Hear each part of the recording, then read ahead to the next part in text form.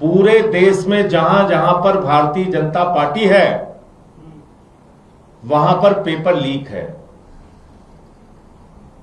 और paper leak हो इसलिए रहा है कि पेपर लीक कराने वाली कंपनियों के मालिकों से प्रधानमंत्री मोदी के और इनके मुख्यमंत्रियों के गहरे रिश्ते हैं। उसको विस्तार से आपको बताऊंगा। अभी जो ताजा मामला आया है,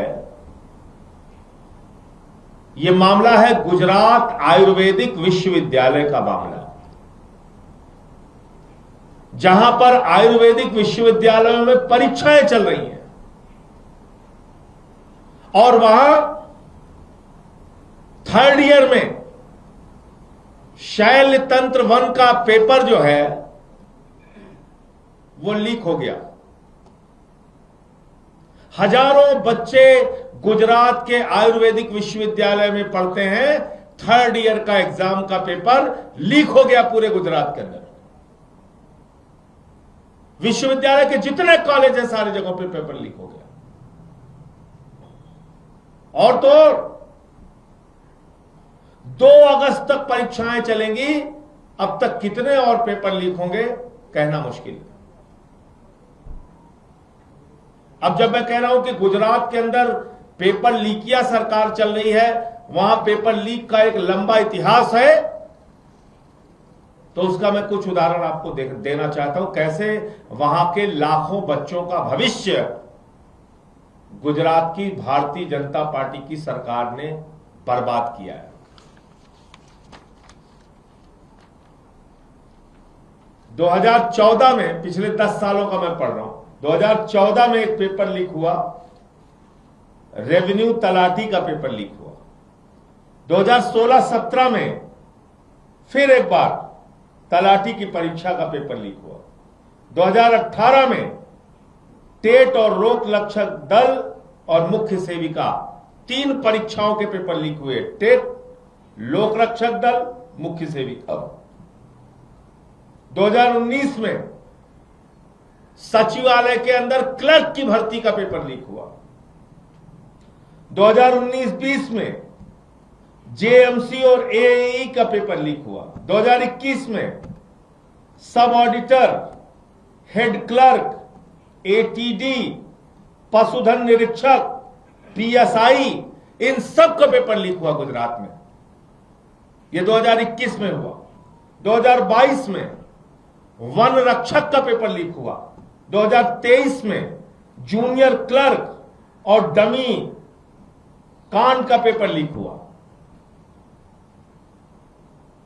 और 2024 में ऊर्जा कांड का पेपर लीक हुआ।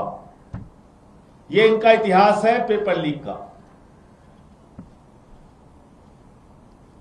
तो मैं आपके माध्यम से भारतीय जनता पार्टी और नरेंद्र मोदी जी से पूछना चाहता हूं, एक संस्था है एडू टेस्ट। एडू टेस्ट के जो मालिक हैं सुरेश चंद्र आर्या जी, उनके भारतीय जनता पार्टी और आरएसएस के लोगों के साथ गहरे रिश्ते हैं।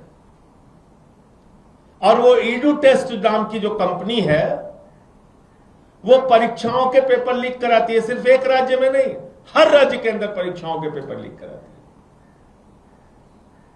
तो जब पेपर लीक कराने की घटना में वो लोग पकड़े गए, तो गुजरात में उनको ब्लैक लिस्टेड कर दिया गया। ध्यान से सुनिएगा, मोदी जी की करीबी कंपनी है एडू टेस्ट कंपनी, बीजेपी के मुख्यमंत्रियों की करीबी कंपनी है एडू टेस्ट कंपनी। तो वहां उसको ब्लैक लिस्टेड कर दिया गया गुजरात के अंदर। तो मोदी जी ने कहा कोई दिक्कत नहीं, गुजरात में तुम ब्लैक लिस्टेड हो गए, तुमने पैसा कमा लिया, तुमने पेपर लीक कर दिया, तुमने नौजवानों का भविष्य बर्बाद कर दिया, अब सिर्फ गुजरात में ये काम ना करो, तुम चले जाओ बिहार। बिहार में भी पेपर लीक किया उसने। फिर बोले अच्छा यहां भी ब्लैक लिस्टेड हो गए, कोई बात नहीं, अब चले जाओ यूपी। फिर यूपी में जाके उन्होंने, इस एडू टेस्ट कंपनी ने, वहां भी पुलिस भर्ती का पेपर लीक किया।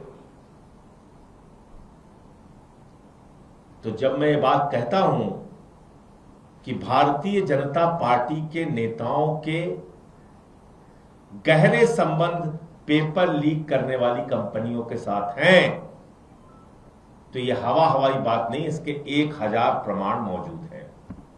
इसका मतलब नौजवानों के भविष्य को बर्बाद करके माल का हिस्सा बीजेपी के पास पहुंच रहा है।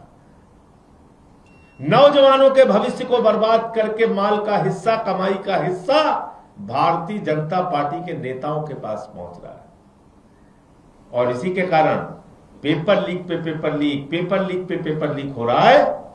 पूरी की पूरी सरकार खड़ी हो जाती है पेपर लीक कांड में शामिल लोगों को बचाने के लिए।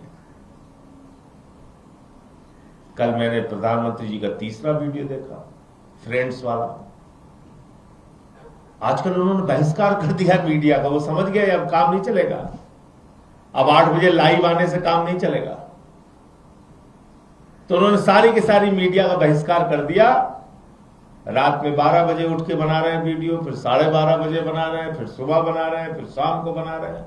अभी फिर एक वीडियो आया फ्रेंड्स का। तो अब की फ्रेंड्स वाले वीडियो में कह रहे हैं, मैं इस देश के छात्रों को बताना चाहता हूं, जिन लोगों ने पेपर लीक कराया वो जेल में सड़ रहे हैं। यार, आप भारत के प्रधानमंत्री इतना सफेद झूठ कैसे बोलते हो भाई? मुझे तो शर्म आती है प्रधानमंत्री की बात को सुन के। कह रहे पेपर लीक कराने वाले जेलों में सड़ रहे हैं। अरे संजीव मुखिया अभी चंद दिनों पहले जो 2024 के नीट पेपर लीक का मुख्य आरोपी था, मेरे हिसाब से नहीं, आपके हिसाब से प्रधानमंत्री जी मुख्य आरोपी था। जब सीबीआई ने उसको गिरफ्तार किया था तो कहा था ये नीट पेपर लीक का मुख्य आरोपी है संजीव मुखिया। और अभी चंद दिन पहले, मेरे ख्याल से 1 हफ्ता भी नहीं बीता होगा, 1 सप्ताह भी नहीं पूरा हुआ होगा, सीबीआई ने कह दिया इस संजीव मुखिया के खिलाफ तो कोई सबूत ही नहीं है। तो कौन जेल में सड़ रहा है? 2024 के नीट के पेपर लीक में जो लोग पकड़े गए, 90 दिन में आपकी सीबीआई उनके खिलाफ चार्जशीट नहीं दाखिल कर पाई, उन सबको जमानत मिल गई पेपर चुराने वालों को।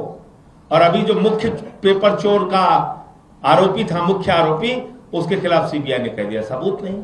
आप कह रहे हो फास्ट ट्रैक कोर्ट बनाएंगे, तो फास्ट ट्रैक कोर्ट बना लो, हवाई कोर्ट बना लो, पाताल कोर्ट बना लो, आकाश कोर्ट बना लो। भैया कोर्ट के सामने साक्ष्य दोगे तभी तो कोर्ट सजा देगी। तुम्हारी तो सीबीआई साक्ष्य नहीं दे पाती, कहती सबूत ही नहीं इनके खिलाफ कुछ। इसका मतलब मैं फिर दोहरा रहा हूं, पेपर चोरों से भारतीय जनता पार्टी के गहरे रिश्ते हैं। पेपर चोरों के उसी तरह के रिश्ते हैं जैसे प्रभु श्री राम के मंदिर में चंदा चोरों से बीजेपी वालों के रिश्ते हैं। मुझे इतनी बात कहनी थी। आपका कोई प्रश्न आप पूछ सकते हैं। आपने कहा कि केंद्र सरकार ने निर्देश दिया है कि जो पेपर चोरी में लिखे हैं उनको सजा दिलाने के लिए फास्ट ट्रैक कोर्ट बनी। दिल्ली की जो कोर्ट बनी है उसका पहला ही दिन था, लेकिन सीबीआई का वकील ही नहीं पहुंचा, सुनवाई टल गई थी। तो ऐसे ही आप मजाक देखेंगे ना आगे। ऐसे आप देखिए, कोर्ट किस आधार पे काम करती है? कोर्ट काम करती है साक्ष्यों के आधार पे। उस साक्ष्य के आधार पे वकीलों की दलीलें होती हैं, बहस होती है, उसके बाद कोर्ट का फैसला आता है। साक्ष्य लाने की जिम्मेदारी किसकी है? प्रधानमंत्री नरेंद्र मोदी की है, क्योंकि उनके अधीन सीबीआई आती है। तो जब मोदी जी की सीबीआई कोर्ट के सामने जाके कह देगी कि साहब इनके खिलाफ कोई सबूत ही नहीं है, तो पेपर चोर है ही नहीं, तो छूट जाएंगे, बरी हो जाए। सीधी सी बात समझो ना। जो काम इन्होंने संजीव मुखिया के लिए किया, क्या गारंटी है कि आगे नहीं करेंगे? ये साक्ष्य नहीं देंगे। तो इसलिए फास्ट ट्रैक कोर्ट बनाना कितना बड़ा समाधान है मुझे तो नहीं मालूम। पॉक्सो केस में तो है फास्ट ट्रैक कोर्ट। सजा की डिटेल निकाल के देख लीजिए कितने लोगों को सजा मिली है। और भी तमाम मामलों में फास्ट ट्रैक कोर्ट बनती है, क्या हालत है उसकी।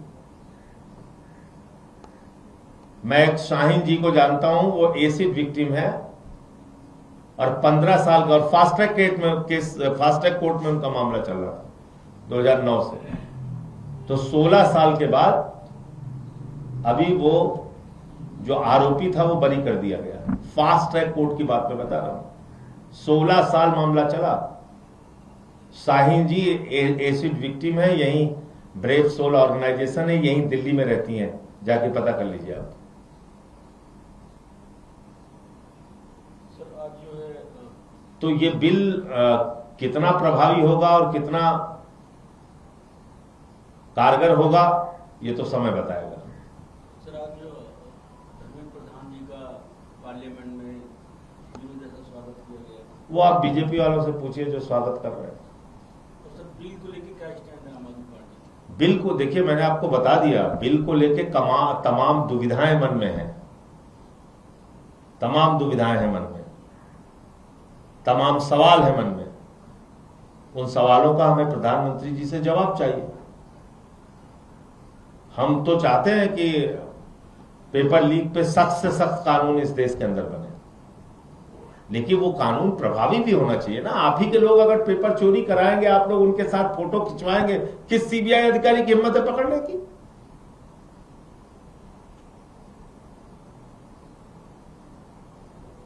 एडू टेस्ट के कंपनी के मालिक की फोटो किसके किसके साथ है निकाल के चला दीजिए अपने चैनल पे, आपको पता चल जाएगा। ब्लैक लिस्टेड कंपनी है, उसके बावजूद उसको यूपी में पुलिस भर्ती का एग्जाम कराने का ठेका दिया गया। कैसे दिया गया भाई, क्यों दिया गया? बिना बीजेपी वालों की मिली भगत के दिया गया। धन्यवाद। संजय क्या कहना चाहिए? कांग्रेस जनता पार्टी के अंदर मोहम्मद जुनैद खाना तकसीम कर रहे थे, लेकिन उन पर जिस तरह से कार्रवाई हुई, देखिए ये बहुत ही गलत है और मेरी कल उनसे बात भी हुई थी। और बाबा जी से मैं कहना चाहूंगा कि ये लाठी तंत्र का इस्तेमाल करना छोड़ दो, वरना सत्ता छोड़नी पड़ेगी। इस तरह से क्रूरता से व्यवहार नहीं करना चाहिए। और दिल्ली पुलिस को भी मैं समझाना चाहता हूं, जब समझौता हो गया सीजीपी का कि भाई कोई आप उत्पीड़न की कार्रवाई नहीं करेंगे, तो खाना बांटना कौन सा अपराध है? किस अपराध की श्रेणी में खाना बांटना आता है, जरा बता दीजिए हमें। खुद कुछ करते नहीं हो और जो दूसरों की मदद कर रहा है, कल को तुम लंगर चलाने पे डंडा चला दोगे। भाई सिख समाज के हमारे भाई बहुत सारी जगहों पे लंगर चलाते हैं, तो फिर कल को तुम लंगर चलाने पे लाठी मारोगे, ये तो ठीक नहीं है।